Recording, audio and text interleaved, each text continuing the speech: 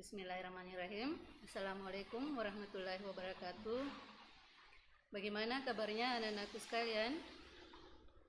Alhamdulillahirabbil alamin. Puji syukur kita panjatkan atas kehadirat Allah Subhanahu wa taala karena pada hari ini kita masih diberikan kesempatan untuk mengikuti proses belajar mengajar walaupun masih dalam jarak jauh. Baiklah, anak-anakku sekalian, khususnya kelas 9. Sekarang kita sudah berada di bab 4 KD 33. Coba anak-anakku sekalian lihat kompetensi dasar. Kompetensi dasar 1-3 atau nilai spiritualnya menghormati keberagaman suku, agama, ras, dan antar golongan atau biasa disebut dengan SARA di masyarakat sebagai pemberian Tuhan yang Maha Esa. Kompetensi dasar 2-3 atau nilai sikap sosial yaitu mengutamakan sikap toleran dalam menghadapi masalah akibat keberagaman kehidupan bermasyarakat dan cara pemecahannya. KD 33 sebagai KD pengetahuan menganalisis prinsip persatuan dalam keberagaman suku, agama, ras, dan antar golongan, sosial budaya, ekonomi, dan gender dalam bingkai Bhinneka Tunggal Ika.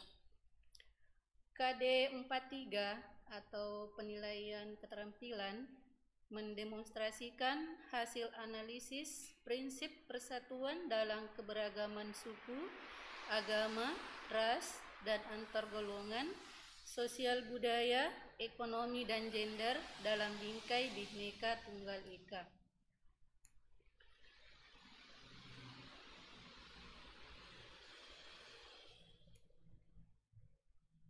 Selanjutnya, kita melangkah ke tujuan pembelajaran.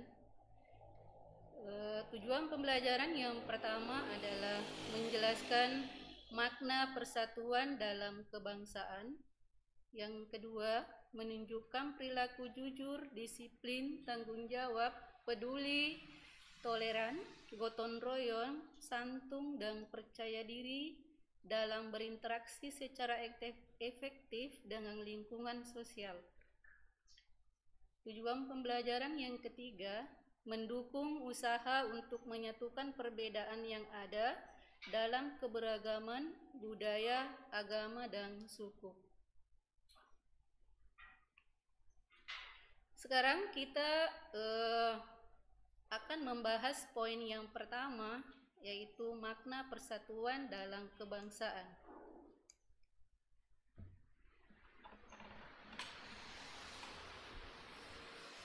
Di sini muncul sebuah pertanyaan, apa makna persatuan dan kesatuan? Dan sebelum kita mengetahui apa itu persatuan dan kesatuan, yang harus kita ketahui dulu adalah apa arti dari persatuan itu, ya. Jadi persatuan berarti kumpulan dari berbagai komponen yang membentuk persatuan. Sedangkan kesatuan merupakan hasil perkumpulan yang menjadi satu. Jadi, jika kita artikan persatuan dan kesatuan adalah bersatunya macam-macam corak yang beraneka ragam menjadi satu kesatuan yang utuh, serasi, saling menguatkan dan menghargai perbedaan.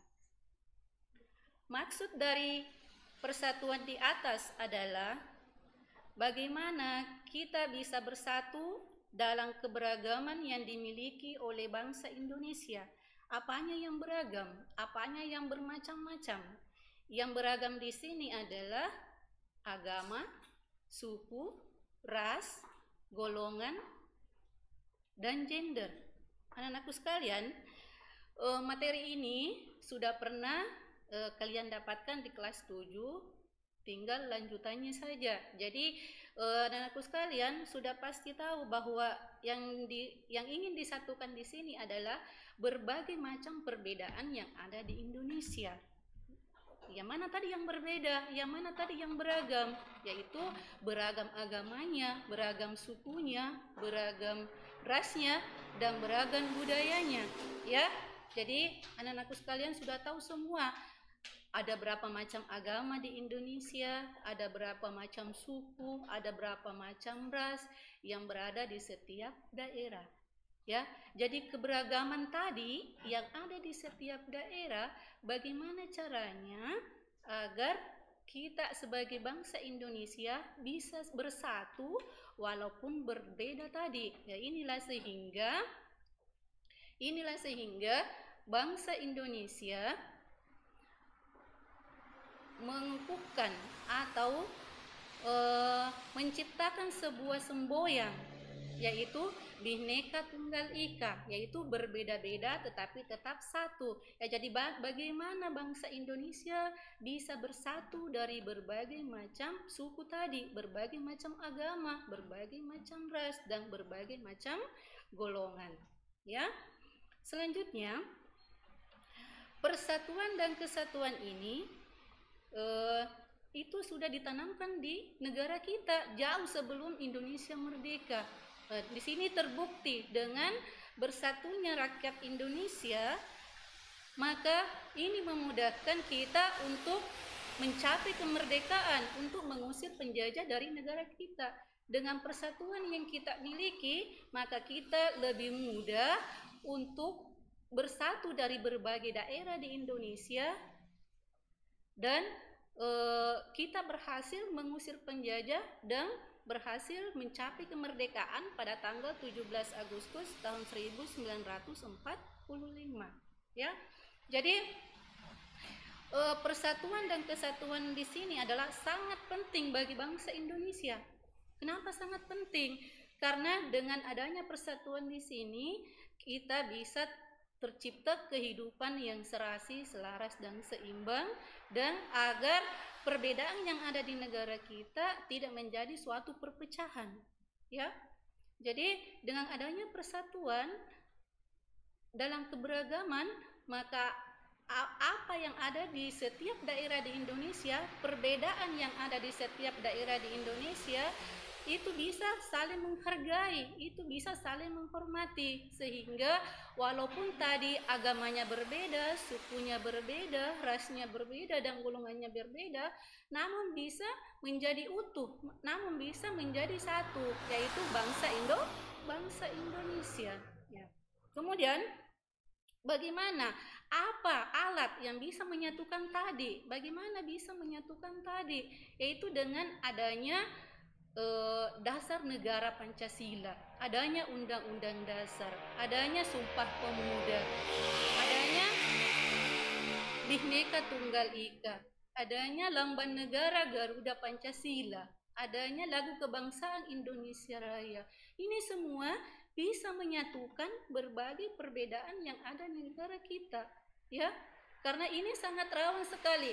Kapan kita tidak ada saling menghargai dan tidak ada saling menghormati, maka perbedaan yang ada di negara kita itu bisa menjadi suatu permasalahan, itu bisa memicu munculnya suatu permasalahan. Jadi intinya adalah bagaimana caranya agar seluruh rakyat Indonesia dari Sabang sampai Merauke bisa saling menghargai, bisa saling menghormati, sehingga keberagaman yang kita miliki tidak menjadi suatu tidak menjadi suatu permasalahan, tetapi perbedaan yang kita miliki bisa menjadi suatu kekayaan budaya bangsa yang bisa membanggakan bangsa dan negara kita. Ya, ya itu tadi makna dari persatuan dan persatuan dalam kebangsaan.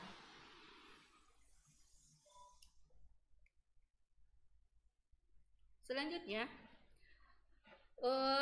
ada tadi yang sempat saya singgung, bagaimana apa yang bisa menyatukan bangsa Indonesia, yaitu dengan adanya semboyan Bhinneka Tunggal Ika, yang ditetapkan oleh pemerintah Indonesia sebagai semboyan resmi negara Republik Indonesia. Semboyan Bhinneka Tunggal Ika ini pertama kali diungkapkan oleh Empu Tular dan diresmikan pada tahun 1951. Jadi inilah semboyan negara kita yang dijadikan dasar bagaimana bisa menyatukan berbagai perbedaan yang ada di negara kita, ya. Jadi ini mungkin suatu kalimat yang sangat sepele yang hampir setiap hari kita dengarkan, Bhinneka Tunggal Ika, tetapi apakah kita tahu apa makna di dalamnya? Apakah kita tahu apa arti di dalamnya? Ya, jadi di sini kenapa pemerintah Republik Indonesia meresmikan semboyan ini? Karena ini sangat penting bagi negara kita, mengingat di wilayah negara Kesatuan Republik Indonesia dari Sabang sampai Merauke itu dipisahkan oleh laut dan darat yang masing-masing memiliki tadi bahasa yang berbeda, agama yang berbeda, suku yang berbeda, ras yang berbeda, dan golongan yang berbeda. Jadi bagaimana agar perbedaan tadi bisa disatukan, yaitu dengan ini tadi, diresmikannya semboyan Bhinneka Tunggal Ika. Jadi inilah yang selalu diproklamirkan di mana-mana, dan bahkan inilah yang menjadi semboyan negara kita. Jangan sampai perbedaan yang ada di negara kita menjadi suatu perpecahan, tetapi bagaimana bangsa Indonesia bisa menjadikan sebagai kebanggaan bangsa dan negara dari perbedaan tadi, ya. Ya, jadi itu tadi makna dari persatuan dalam kebangsaan. Selanjutnya, kita berada di poin yang kedua, prinsip persatuan dalam keberagaman. Anak-anakku sekalian bisa melihat arah panah dari kanan ke bawah, terus ke bawah, ke kiri atas. Jadi kita mulai dari prinsip yang pertama adalah prinsip Bhinneka Tunggal Ika. Ya, jadi prinsip Bhinneka Tunggal Ika di sini mengharuskan kita mengakui bahwa bangsa Indonesia merupakan bangsa yang memiliki keanekaragaman suku, agama, bahasa, ras, dan antar golongan. Namun, walaupun berbeda-beda, walaupun dari setiap daerah memiliki perbedaan, namun kita tetap merupakan satu, yaitu bangsa Indonesia. Kemudian, prinsip yang kedua, nasionalisme Indonesia. Dan aku sekalian, apa itu nasionalisme? Ya, cinta tanah air, mencintai tanah airnya. Namun di sini yang dimaksud di sini nasionalisme Indonesia, walaupun kita mencintai negara kita, mencintai bangsa dan negara kita, tetapi kita tidak menganggap bahwa negara lain jelek, tidak menganggap bahwa negara kita saja yang bagus, negara kita yang tinggi. Itu tidak boleh. Walaupun kita mencintai negara kita, tetapi kita tetap harus menghargai negara lain. Apalagi di sini kita memaksakan kehendak kepada orang lain. Bukan di sini maksudnya. Di sini adalah nasionalisme Indonesia adalah bagaimana kita mencintai negara kita dan tetap mencintai tetap menghargai negara lain.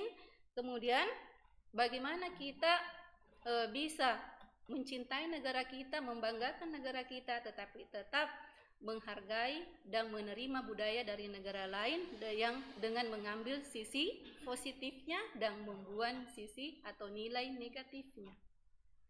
Selanjutnya, prinsip yang ketiga adalah kebebasan yang bertanggung jawab.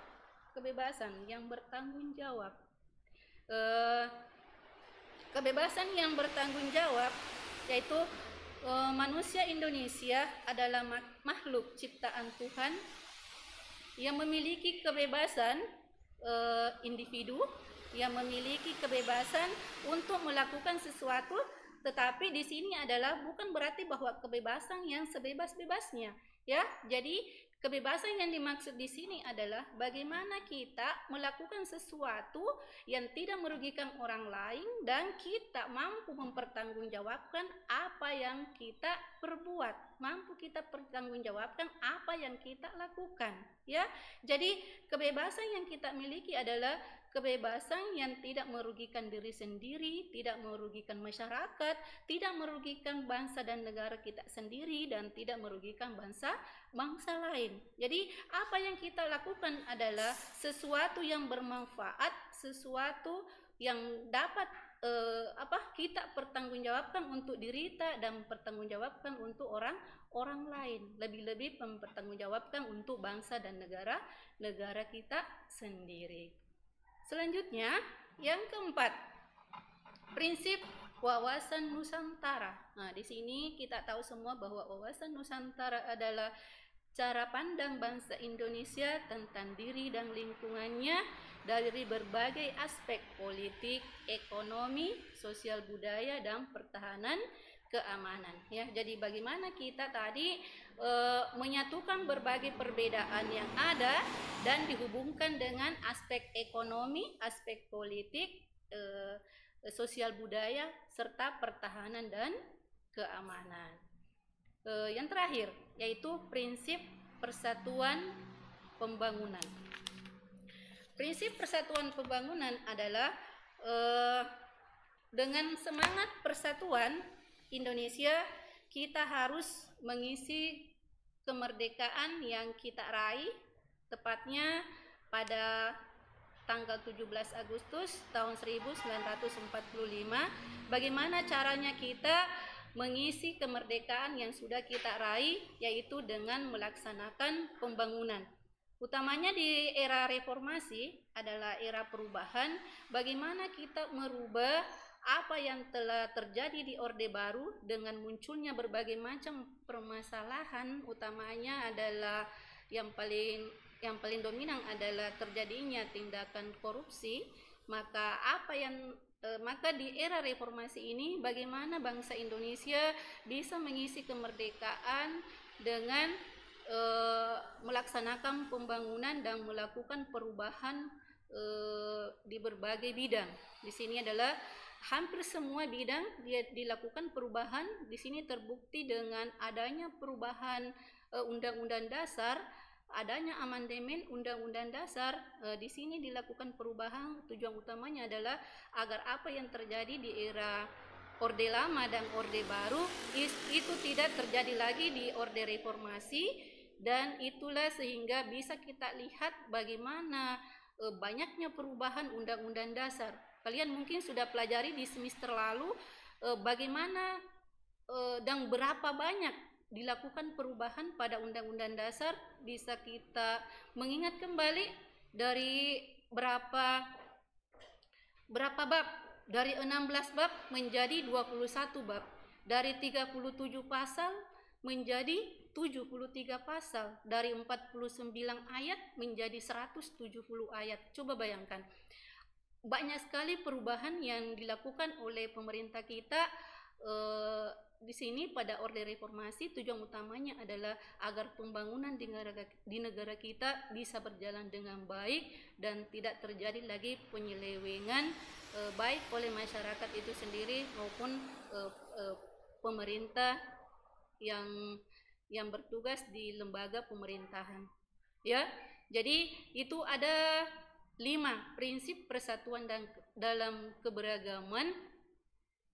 Anak-anakku sekalian, untuk lebih lengkapnya mungkin kalau ingin melihat contohnya masing-masing, mungkin ada di buku paketnya anak-anakku sekalian. Jadi bisa anak-anakku sekalian buka bukunya halaman 95.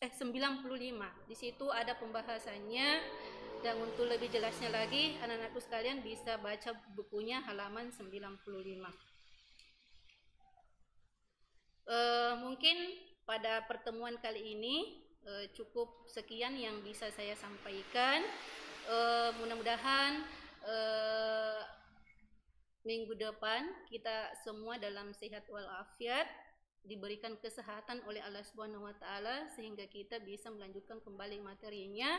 Dan Ibu berpesan agar anak-anakku semua bisa menjaga kesehatan, tetap menjaga protokol kesehatan agar semua dalam keadaan sehat walafiat.